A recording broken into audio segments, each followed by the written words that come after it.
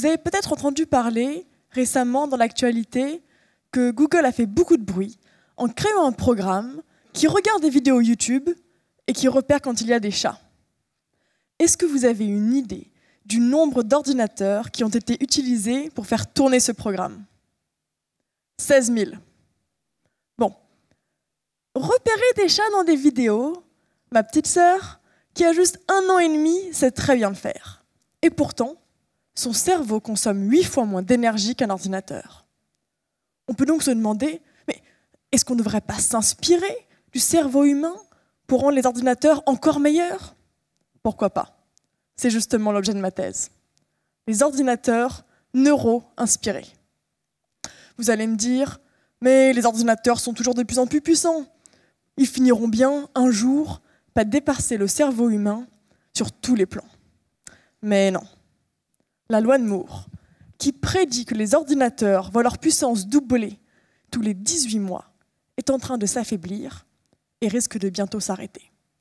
Dans 15 ans, on aura atteint la puissance limite de ce que l'on peut fabriquer avec la technologie actuelle. Notre seule solution, c'est donc de trouver une toute nouvelle manière de procéder. Et la piste que propose mon laboratoire, c'est de s'inspirer du cerveau humain. Plus précisément, je travaille sur des nanocomposants. Ce sont de minuscules aimants dont la taille est de 1 mètre divisé par 1 milliard, ce qui va permettre d'en utiliser des millions, voire des milliards pour un ordinateur. Ces aimants, je mesure leurs propriétés électriques et leurs propriétés magnétiques, et je cherche à les optimiser pour qu'ils se comportent exactement comme des neurones, c'est-à-dire qu'ils puissent à la fois stocker de l'information et faire des calculs. Si on arrive à les assembler en un grand réseau et à les intégrer dans un processeur d'ordinateur, on pourra créer un cerveau artificiel qui non seulement consommera très peu d'énergie, mais également sera très performant pour des tâches où les ordinateurs conventionnels ont beaucoup de mal. Par exemple, reconnaître des objets, reconnaître des visages, prendre des décisions, même si on ne connaît pas toutes les données d'un problème.